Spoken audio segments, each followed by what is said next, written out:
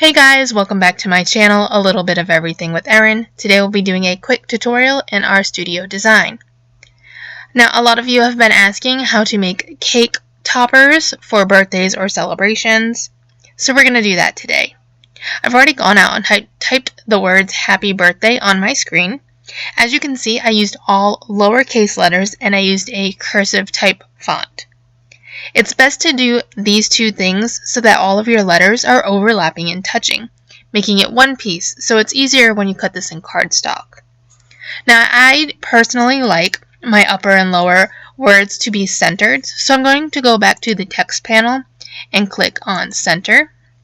Now, I want the words that are above and below each other to also touch, so you want to use your line spacing for that. You just make it lower so that they kind of overlap and touch each other at certain points.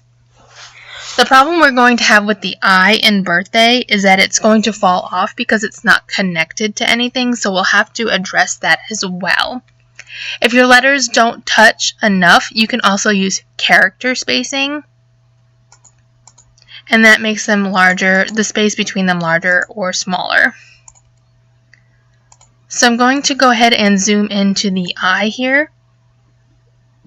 And I'm going to go to my drawing panel here and get the rectangle and just make a small rectangle line.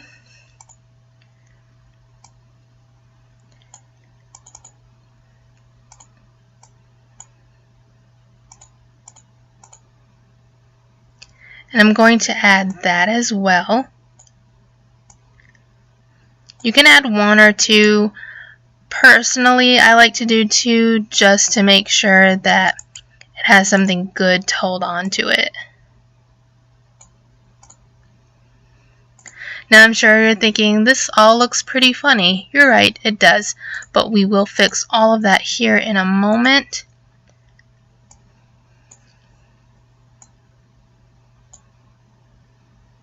Alright, so I think I'm happy with it. You can go back and forth debating on how much you want your letters to touch or not. You do want them to touch a bit just to make sure you have enough space and room to hold on to one another when it cuts.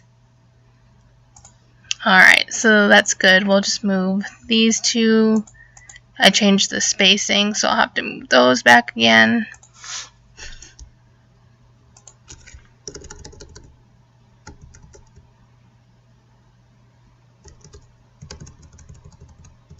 Alright,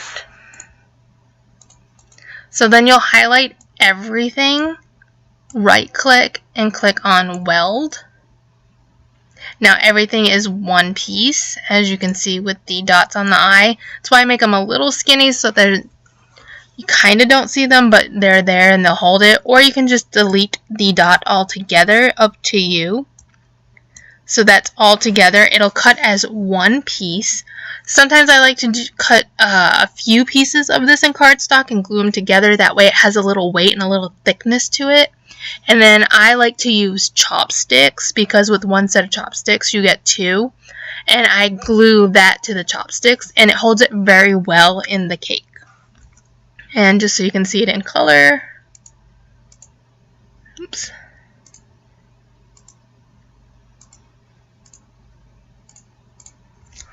There it all is. So that's how you would do that. I hope that helps and answers some of your questions. If you still have questions, you can feel free to leave those down in the comments below. If you haven't already, make sure you subscribe to my page.